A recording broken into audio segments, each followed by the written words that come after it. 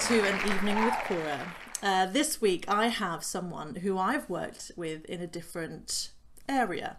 So I used to be an actor, most of you know if you know me, and I had one of my very first film roles with my next guest. So we're going to be talking about scoring music for film as well as his new project as well and his writing process. So I want you to put your hands together at home for Gav Chuckie Steel. How's it going, Gav?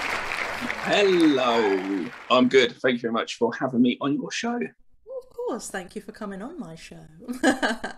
And you said you used to act. You still act? I'll be throwing you in something. That's true. I do bits still, but not as much.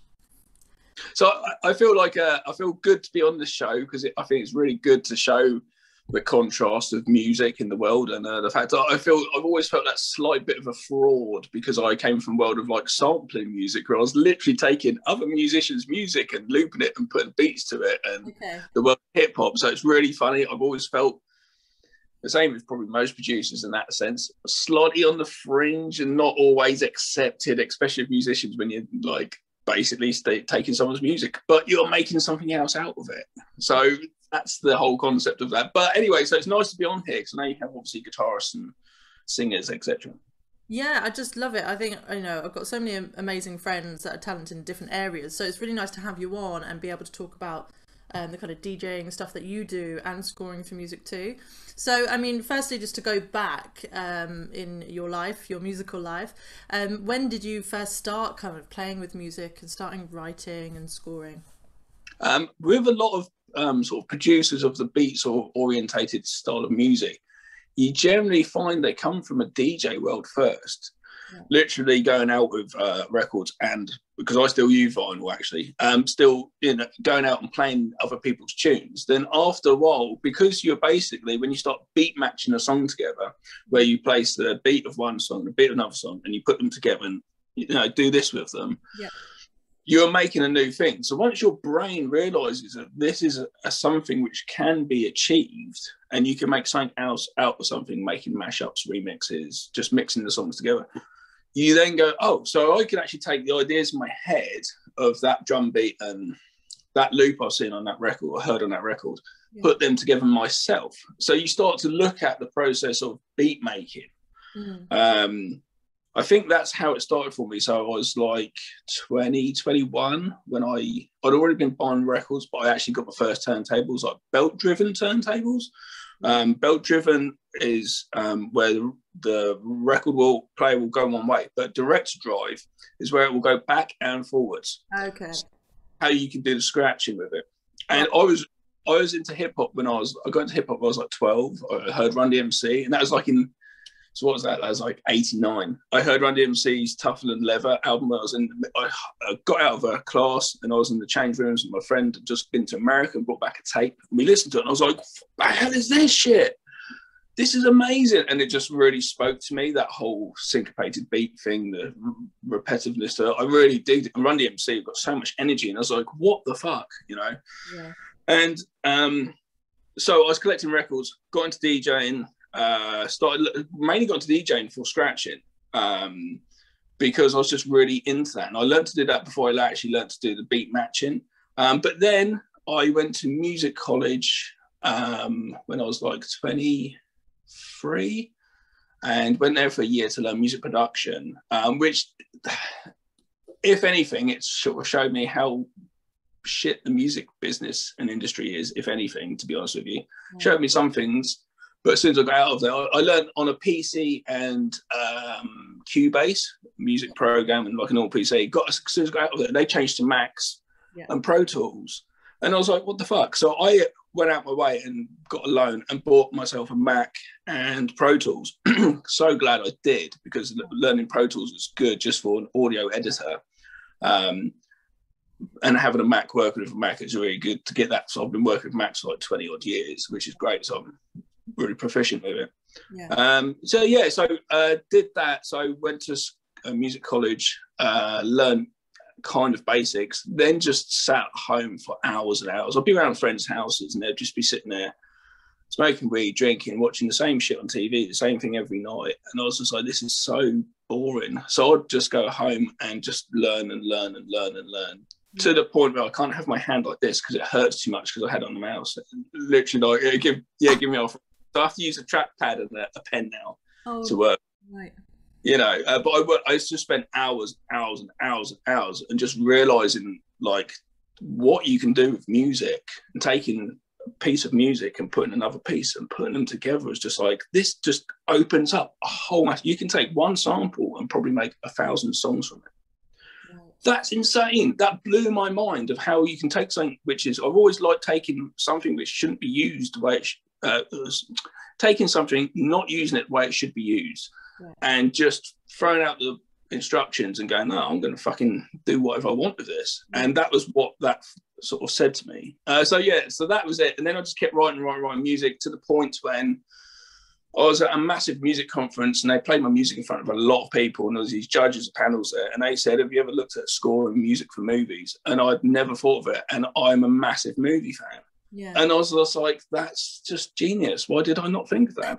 So started trying to go, right, can I score people's different movies, and asking them, and nothing came from it. So that's why I made a movie with you starring in it. Yeah. And I wrote the music just so I could say to people, look, I can write the music. Wow. And have since then done that. And I learned to write the music kind of from taking samples and just changing them. That's how I kind of learned to score, because I'm not a traditional musician. I can't read music. I can't really play instruments as such. I could play basic guitar, basic piano, basic bass guitar, basic drums I can play. I can play all these things, but not proficient in any way. So yeah, I just fucked around with sounds, and that's my music I score as well. And it's all just gone from that. And I've just carried on writing music for myself, never ever for fame or fortune, just literally do it myself. My stuff's really weird anyway, which you'll probably hear. Cool. Well, weird is good. Yeah. Oh yeah, absolutely. You can't be normal. Normal's boring. No, exactly. So because you don't use instruments and stuff very much, so how do you actually, I'm intrigued, how do you write music without musical instruments? Like, what, I know you take, like, is it samples and stuff that you use, or? I do. I don't all the time, because I've got like another alter ego of mine, which is just kind of writing all synth-based music. Then I've got another version of me, which is just samples, and I don't let them come together. I kind of keep them separate. If I was making a sample-based song, I've got a load of samples that I've categorized myself years ago, and I've got a library. So I open up a program called Reason, which, do you know Reason? I've heard of it. Okay, so it's basically a ton of, it's like having a rack in front of you physically in a studio, and you can put it you want. So I could put in a sample player, boom, load in the samples I've got, then just go for it, pull out something, and I'll split up all the samples. So if it's a da da da da da, each note split up. Okay. Then on my keyboard, there's that. Now I can change the pitch and anything like that, so I can play them in a different order. Yeah. So I'm taking an instrument, which obviously I know someone's written themselves, takes a time out of the way to record it, and it's been recorded. And I'm just literally grabbing that, taking that recording, but making something else out of it. So I would do that, make some sort of loop, just come up saying, da, da, da, da, da. Put a drum beat to it quite easily. The same thing, you can put a rack mount into it, and there's little drum machines that are on there and stuff. And I've got samples of drums. But on my keyboard, I've got an little Akai keyboard, which has the keys, but it's also got an MPC pads. So an MPC player is a big sampler machine, which hip hop, it was used in a lot of hip hop in the early 90s and stuff. Okay. But it's got pads. So I can put a drum beat in and boom, boom, boom, boom, boom, boom, boom, boom. So I'll record it with a click track, quantize it to like 16 or whatever, and then put it down, loop it underneath, copy and paste, and with the other thing, and just keep building it up and building it up and up, taking stuff away, building up, and the song might change, but the thing is, it's different for me as a normal musician. You can get like a lot of hip hop producers who have something in their head and they won't go till they've got the perfect drum beat and they go for it. I don't. I kind of just let it out. I'll just start with one instrument and I don't know where I'm going to go. Yeah. But all of my music is literally just come out of me from somewhere with what I've got. And yeah, so I can like come up with a basis of a song I did the other day in like an hour, half an hour to an hour. Then I'll leave it, and then I'll come back and go, oh, that's pretty good, and I'll play around, and I'll keep coming back to songs until eventually I've got like, oh, that's done, you know. Yeah. So that's how I do it. The other person, the alter ego of me, under the same sort of name, but is more synth based. That is literally loading up synths in the same machine, Reason, rack, put them in the rack, all these different synths I've got, and then just coming up with stuff. And that is when I actually am, I guess, more of a musician, because I'm coming up with all the melodies myself. Cool. And the drum beats. I'm not taking any samples, but I try not to let them mix, because I kind of like to keep them separate, because it's really weird, because when you're taking samples from like music which has already been pre-recorded, it has a certain natural sound to it. If I go and then put in like a real synth bass or something, they just to me don't fit that well. Right. You know, but that's kind of how I write the music, really. Wow. So you've got those two different ones. How do you find like going from one to the other? Like, is it completely separate? Do you have like a separate day when you're doing one or the other, or? It depends. It all comes from how I'm feeling. I'll go like, oh, cool, I'm gonna make some hip hop. I did that the other day. But I was like, cool. So I pulled in the samples. Yeah. But if I wasn't, the first thing I'd put in is a synth, and I would play. Probably go with like a real sine wave bass line or whatever, and I'll just play. So I've got this sort of melody. Go, oh, I kind of like that. Yeah. Then get another melody on top, or straight into the beat. So then I've got the basis of the drum and bass, like the whole backbone of any song. Yeah. And then layer that up a bit more. So it depends on how I start it and what I'm going to go for. I can't generally kind of know. I'm doing like, oh, I fancy doing hip hop, or so. Well, I'm just going to play with some synths. So yeah, just goes with the feeling then. It's however I'm feeling at that moment in time. Yeah. So. And you said that you just let it kind of come out of you, so you don't really then plan a song. You're like, you don't really hear it as a whole thing. It just builds and then becomes a thing. Totally builds up. I'd like to, I can do it. My mind, because I'm like a super creative person, my mind is filled with so much stuff that I can't really put a load into one thing. So if I was like, I could go, oh, I really like that, but then I've got to go and find a sample which is going to sound like what's in my head, then try and get to that. Unless I'm going the other person where I'm doing just the synth stuff. Yeah. And then it's a case of just finding that and then really locking that in. I do that sometimes, but I generally don't, because I find I can literally, I've done it before, I've literally just turned on synth and just gone da da da da, going, that works perfect, da da, recorded it. Literally the first thing I put on, da da da da da, oh, sounds good, good. But I'm kind of like to just get it fucking done and get out. Come on. I don't like to. I'm impatient. That's probably the real reason. Right. And have you ever just done a song where you're just like, oh, it's not coming, like it's like stuck, and do you then just bin it, or do you start again another day? Sometimes I'm totally ruthless. Sometimes I literally just bin it and be like, fuck it. What's the point of me wasting my time in it? I don't like it. Each time I turn it on, I've got a couple of songs at the moment which I'm going to have to get ruthless with. Each time I turn them on, I'm like, there's something there, but how much time? Life is bloody short. You know, how much time am I going to spend working on this track which might not even get there? Or I've got that track which sounds really good. Why don't I just keep working on that? Yeah. Sounds good to me. Yeah. Yeah. And I'm really interested on how you start like scoring. So when I guess you would watch the movie first and then figure stuff out that way, or how do you work with that? It's funny because I don't score a huge amount for other people. I'd still like to a bit more, but I score a lot for my own thing, my own films that I make myself, because I'm a filmmaker too. Yeah. So when it's for me, I kind of have an idea of it, even when we're filming. Right. I can kind of know, even in the writing stage in the script, I can see it and hear it in my head, kind of what's going to happen, and then just go and sort of do that. Or if I haven't got a script, if I was going to work somewhere else, because generally you get a composer would generally come in from the script stage. Say example like Daft Punk with the Tron movie. Yeah. Which came out a couple of years ago, not the 80s one. They had a studio built on set, so they were there watching the filming all day long, and they were making music while they did it. So they were like, so a composer, but they're obviously not authentic composers in the way that's what they started with originally. They were sort of musicians, electronic musicians. Yeah. But you do get composers who will start from the script stage, like literally, like, okay, or director go get me Hans Zimmer in straight away, and we can go straight from the get-go. So they're with me on it, and they know what we're going with. If that's not the case, and you're going straight into it, I'm going to sit there and watch the film, talk to the director, and get an idea of what they want. And if I normally go with easy things. So I do other stuff as well, like documentaries and things like that. Yeah. I get keywords. So like, they're like, oh, I want it light, airy, but like an undertone of da-da-da.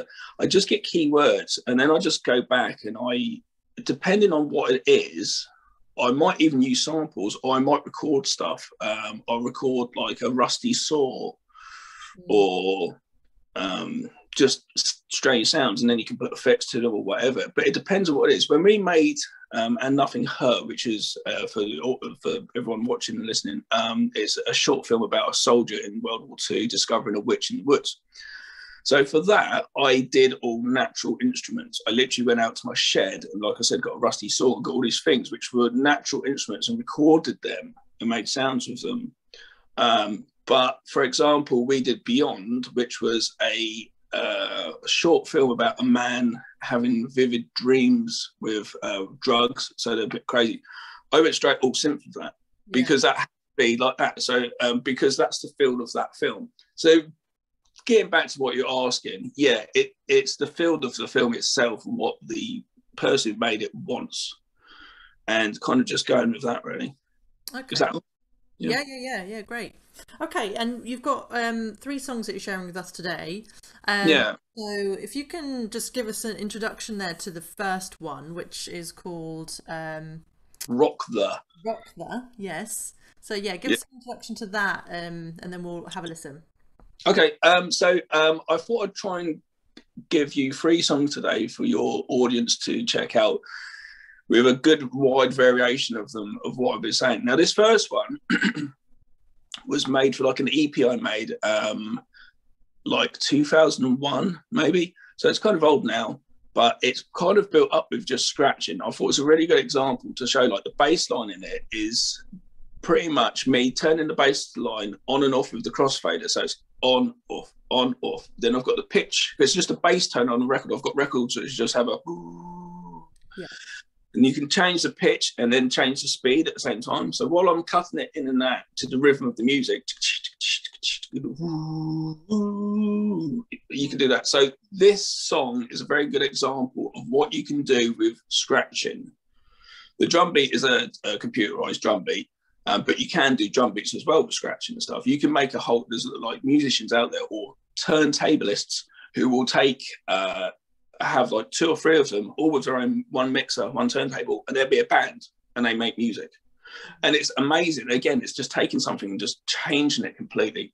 Yeah. So this is a good example. It's not a very long song, and like I said, it's quite old, but it shows what you can do with DJing. Cool. And they said it was from 2001 or something? Yeah, I think so. In Spotify it says it's recent, but that's because I mucked up when I put it up. Okay, well, let's take a listen here. Okay.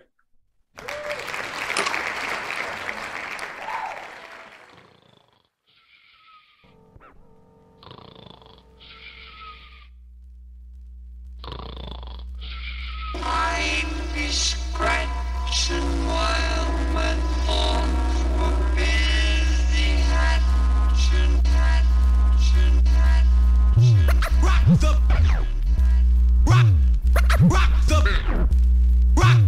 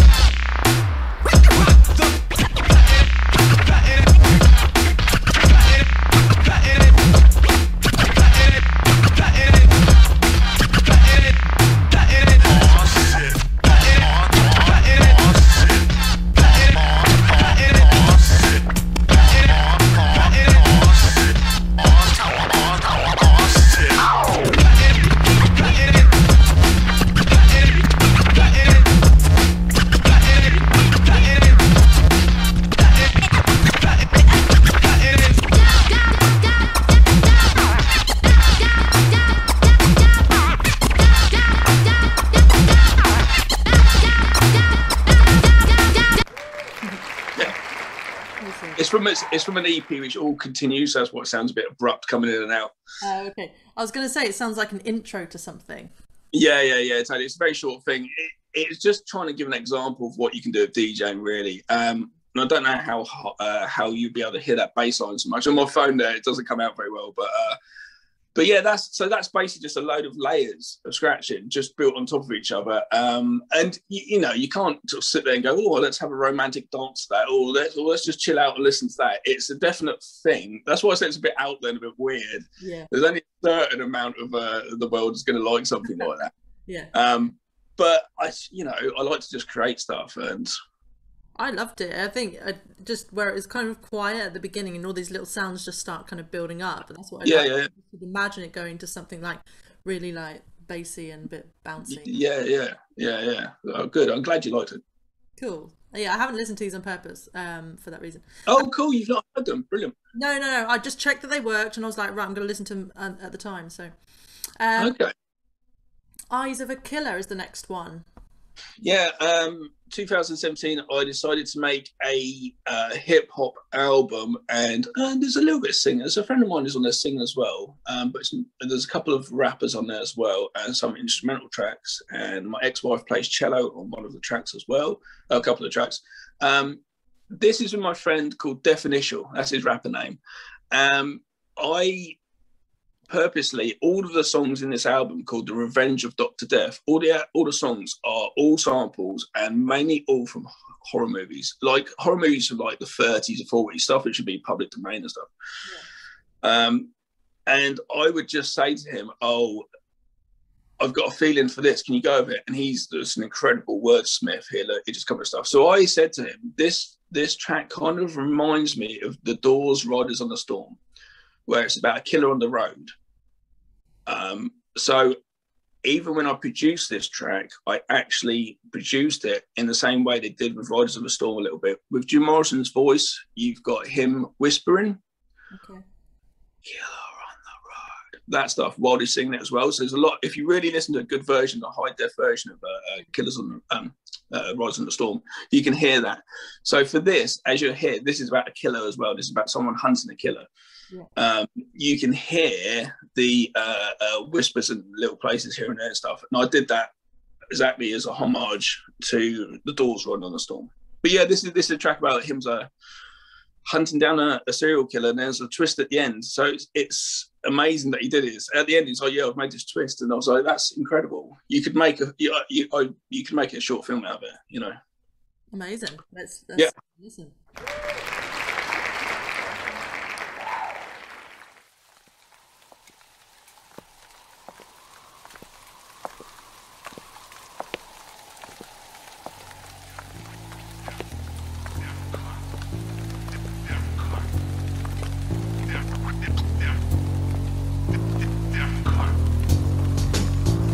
Start being able to put things together before you can go to Interpol and say we think we've got, a serial killer on the loose.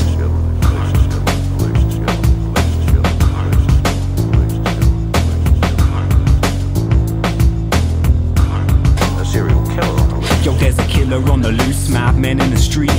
People in their homes ain't getting no sleep. People in their homes ain't planning to leave. The streets ain't safe and that matters to me. We're dealing with a psycho, who knows where he might go next. To strike when the night flows, who knows what his mind holds. Demons in his head got him walking a tightrope. I hope that we catch this sick son of a bitch playing games that are sick. Killer of the innocent women and kids. I'm sick of this psycho and his villainous tricks. I'ma kill him quick, just as soon as he slips and leaves me the evidence at least of his grip. Then comes the justice, serving it swift. Can't convince me that he's deserving to live. If I leave it to the law, how many more die? How many more fear for how many more lives? How many more times can we play through his game plan? So I'ma be the judge, jury, and the hangman. There's a killer on the loose, there's a killer on the loose, and that matters to me, and that matters to me. There's a killer on the loose, there's a killer on the loose, and that matters to me, and that matters to me. There's a killer on the loose, there's a killer on the loose, and that matters to me, and that matters to me. There's a killer on the loose, there's a killer on the loose, and that matters to me, and that matters to me. try to get in his head and see what he sees. What drives him towards these murderous sprees? What makes him tick and what does he need? No motives for jealousy, hunger or greed.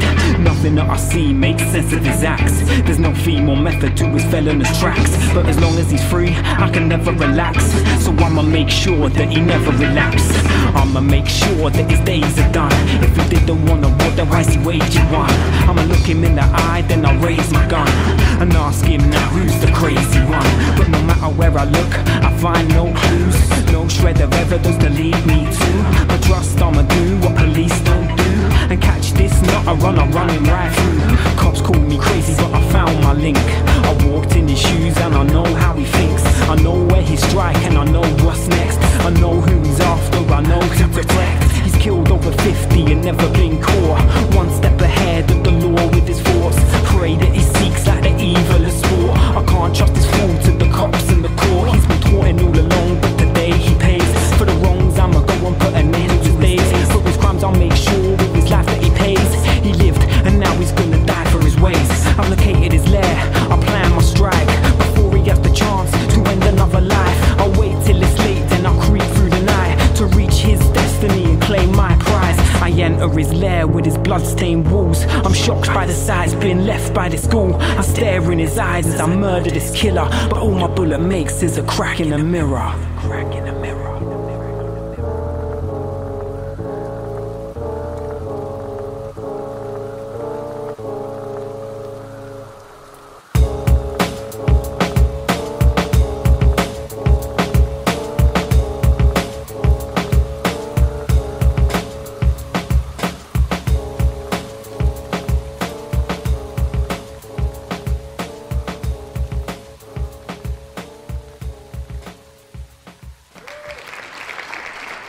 There you go.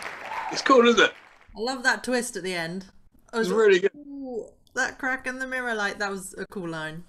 Yeah. When he showed it to me, I was like, whoa. And that's the best thing about being a producer and doing stuff like this. Because originally I didn't know any MCs. That's why I used to scratch. Yeah. So I'd make a beat and just scratch all over it. And it got to the point where I was like, I can't keep fucking doing this. It just sounds all the same. Yeah. And then I started putting on some hip hop nights because I was a DJ with a friend. We put on hip hop nights. I just made friends with tons and tons of rappers, which was weird. I didn't know any of them like existed around my way. And so yeah, and he's a great rapper. He just comes up with some really cool stuff. So it was really nice to make that and just say, here you go, here's a song. This is my idea. Come back with it, and just came around, recorded it. Yeah. Yeah, nice. And do you like writing with other people, or do you prefer writing alone? Well, I obviously wrote all the beat myself, but when it comes to lyrics and stuff, I'd rather the lyricist do their thing themselves, really, because it's the same with like yourself coming on board as an actress or something, or actor, coming on board. With actors, I will more than anything to say to them, just bring your thing to it, because that's what you do. I can give you pointers, but I want you to do your thing. The same with like, someone's going to sing. Like, you come up with the words and stuff. There's a reason why I asked you to do it. Yeah. So you come up with it and come back to me. If there's a word wrong or something, I might say, oh, we've got to work on this and that. But generally, no, I let them do it. Yeah, nice. And there's a freedom in that, I think, for both parties. Yeah. They know what they're getting into with the songs. They've heard it. So they can just rock with that. Yeah, nice. And what I noticed in that track there is that this constant kind of like crackling, that like as if a crisp package just being vinyl, like a vinyl crackle. Yeah. Oh, that's what it is. Like sometimes, well, quite often it's just in the sample itself. It's just the way it is. But sometimes I will put a fake sort of crackle on top. I've got samples of just which I've recorded. And I might just put that, and probably for that track I probably just did that because I was trying to get that more 70s 80s feel to it. Yeah, and because it's about a killer as well, like it makes you feel a bit like you can hear that, recognize that sound in like horror movies and stuff. Yeah, totally. And it's quite nice writing that track, but writing with a rapper, I really basically have to just come up with the basics of the track, the foundation. Because with hip hop it is really repetition, and I know some people don't like hip hop for that reason. But that's what it is, and it's really just the lyrics on top of that to carry it. So I just got to come up with that 4 bars, which is solid, and then it's boom, boom, boom, boom, boom. With a little bit of building up, a little bit of stripping down, maybe some scratching. But like that song, no scratching, just me and the rapper. Nice. And when was that? Was that a few years later than the first one we listened to? Yeah, that's like 15 years later. Oh, cool. So yeah, so like the sound quality is the production is just gonna be slightly better, you know. Yeah. Well, 15 years worth of Yeah. experience. So yeah, definitely. And we've got the last one that you're sharing with us is called Would You Dance With Me? Yeah, this is literally just put this up as a new single on Spotify. So I've given you like past and sort of present as such. I can't give you future because I don't know how that works. So this is that other alter ego as such, under the same name as Chuckie Steel. But this is all the synth stuff, very, very much my influence, like John Carpenter. Yeah. And sine waves become quite a popular subgenre of electronica music now. So it's very much that, and things like Stranger Things coming back. So if you listen to this, I wrote, I had to write a load of songs for a documentary. I was making a documentary, then I looked at my contract and it said I was a musician as well. I was like, oh no. So over a few weeks, I came up with 40 different songs. Like, yeah, just every day I wrote about 3 songs every day, but the basics, very, very, very basics. Yeah. And out of that lot, I came out with about 10, which I digged, which I put onto an album. Mm-hmm. And I really liked that way of doing that, some of those. And this track comes from the documentary I was sort of doing a few years ago. Mm-hmm. But I've only just released it now, so no one have really heard it anyway. But it's very much, I'm thinking of like teenage boy and girl at a 80s ball disco, kind of Stranger Things like, and the boy saying to the girl, will you dance with me? And that is literally what I get from this, and I loved it so much, and I love Stranger Things, that whole sound. So this is going to sound completely different to those other 2 tracks. Amazing. But it's another sound I like. So yeah, okay, well, let's give this one a listen.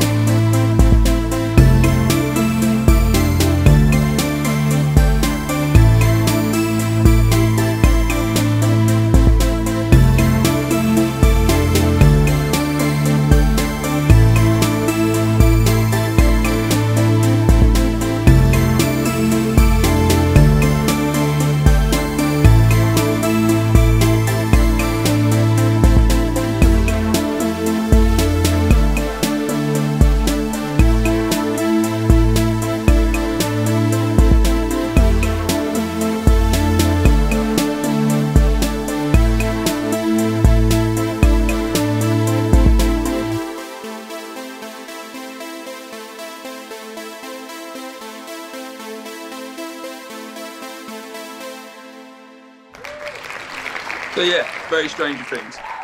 It is very Stranger Things. I love it. Yeah. No, we've had enough. No. You like it that much? You're playing it again. Yeah. Yeah. No, it's funny listening to that because it's really very much background music almost. It's very much, you can imagine that on something, but again, it's the influence of my loving movies and stuff, and hip hop as well, because it's very basic there. There's not much going on. It builds up, it comes up. It's very much a pop structure. It's very much a verse, chorus, middle eight, double chorus, you know. I could hear that, and all I could hear was my sister's vocals over it. Oh, really? And I was like, that would be really cool. But yeah, very feel free if he wants to play around with it, you know. Yeah, I might put her towards that. Yeah, go for it. So yeah, it's quite nice doing that, but this is like the dilemma I've got at the moment. I've got like 3 or 4 songs of that style with synths and stuff, and I've got 3 or 4 songs of like a hip hop I'm sort of on the go. So it's like they can't come together. But now I've got a point where some of the synth stuff I've got in a folder, which is that stuff. I've got a track with my friend Scott is going to do some singing on a track, and he's like an acoustic guitar singer and stuff, and he's going to sing on it, and it's going to make it almost turn into more of an 80s pop song rather than, because it's really weird because it's all synth. All of a sudden, if I just drop one track which has a vocal on it, it's like, well, either you go full on or you don't. I can't just have one track in an album which is just vocals. It's like, well, unless that's the one you release and that hooks people in, the others. So it's weird. So I'm in this world of what do I do with this? Do I make an 80s album which is kind of hip hop and synth? Like, it's really hard to have an album come out of these tracks being slow here and there. Yeah. So, but it's just the influence I get of writing music, and I can't help what I write, and I just kind of write what I like, which obviously is what you do generally. Yeah. But they come out as these different types of almost genres and subgenres.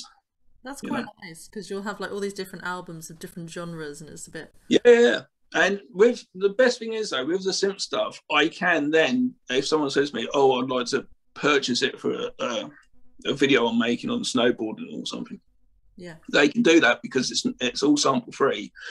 I wrote all the music, so they can do that. The other stuff, it's too like, I can't sign a contract because you might come back at me at some point with someone saying that they want to sue you, and then you sue me because the little thing someone's heard. So it's like, you know. Yeah.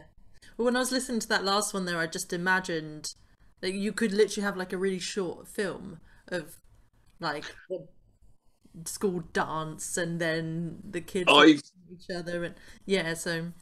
Well, that's like, it's funny because I make music videos for other musicians. I've made loads of music videos because I'm a filmmaker and that as well. But I've never made any for me, and like a couple of them I'm like, I've got to make a video. I've got another track which is very much just feels like it should just be driving down the road with neon lights and stuff, really 80s, you know. Yeah. But this one, you know, I feel like I should be filming at a school with dance. I almost get a bit emotional when I start hearing the beginning of the track. I always feel like the girl's probably saying to him, no, I don't want to dance with you. And he's like all sad, you know, that sort of thing. Yeah. But I get that from the music I write. I do get like visuals from it and stuff, but that's just because, you know me, writing movies and music is all in the same place. It is, yeah. You're very much, on a film set, you're very much like, I can hear what it looks like. And I imagine that's what you mean, is that you can hear that score as it's... Yeah, absolutely. Yeah, amazing. Oh, well, thank you so much for spending all this time with me. That's right. Half an hour goes so quickly. I think we've gone over a little bit, but it doesn't matter. It's been great. So if you can let everyone know where they can either follow you, download your music and all that kind of stuff as well. Chuckie Steel, CHUCKIE, not Chuckie like the doll, and then just STEEL. Chuckie Steel, that's most of my stuff. You can find that on YouTube, on Spotify, on Amazon Music, loads of places, iTunes, etc. Then Facebook, there's a like page, but other than that, I am Gav Chuckie Steel because I'm Gav. So that's me anywhere else. But yeah, music Chuckie Steel, just go on Spotify, wherever you'll find it. Great. It'd be nice to hear if there's anyone out there likes it. But, you know, give me a shout, let me know. It's nice to know someone digs it because it is just quite out there. So, you know. Yeah, well, I'm sure there are people more than me and you that think it's cool. Hope so. Don't you worry. Everyone go and stream Gav's music. Thank you so much, Gav, for being on. That's all right. Last question. If you've been watching all my other ones, you'll know this question. Everyone's like, oh, I'm expecting it. So this is the part where you can give us your wisdom.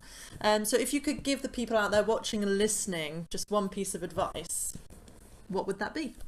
It's very hard to just give one piece of advice, but it's a bit cliche from the Nike company. Just do it, because I get so many people say to me, I've got an idea for a film. Oh, I've got an idea for something else, normally film, because I don't normally say I've got an idea for music. And they never do it. They always tell me they're going to do stuff and they never do it. And I've just been like, we're only here for a very, very, very small amount of time in life. Right, there's no rehearsal. Right now, we're on stage performing for the world. Right this second, right, like me and you, right now, right now. Life is way short. If you're going to do it, do it. And since we've been making movies and how much gigabytes and shit that takes on a computer, writing music's bloody lovely. And you can just do it by yourself without having to worry about funds and everybody else being able to do it on the same day. Yeah. So there's no reason why you can't get an instrument or even learn to make beats on a computer. No reason at all. If you want to do it, do it. And if you don't want to do it, don't do it. Be a DJ, play other people's music, you know. Yes. Nice. Solid. But just do it. Just do it. Love it. Yeah. Amazing. Thank you for that wisdom. You're welcome. And everyone go show Gav some love. Thanks, Gav. I'm going to let you show go. me love. I'm trying to do it a little harder. Give me love, love, love. It's my pumping. But yeah. Isn't that not like... Oh, it should be that, shouldn't it? No, it doesn't do that. That's cartoons. Yeah. Thank you very much for talking to me about music. I don't ever get to talk about music. I only ever get interviewed about making films. So it's really nice to talk about music. Of course. It's been a pleasure to hear it from your side, something a bit different as well. So thank you. Yeah. You're welcome. Oh, can I remove you off the screen? Here we are. Oh, that's pretty awesome. My brain is like, all of this information, because it's so different to what I do myself, and it's just really nice to hear it from another point of view. And the whole beats and all that, that's a totally new thing for me, which I would love to learn. So I'm gonna hit Gav up for some lessons probably. But yes, thank you again for watching or listening to this. Go follow Gav, go stream his music, go give him some love. And I have another quote for you. So this actually, it's a bit like, oh, okay.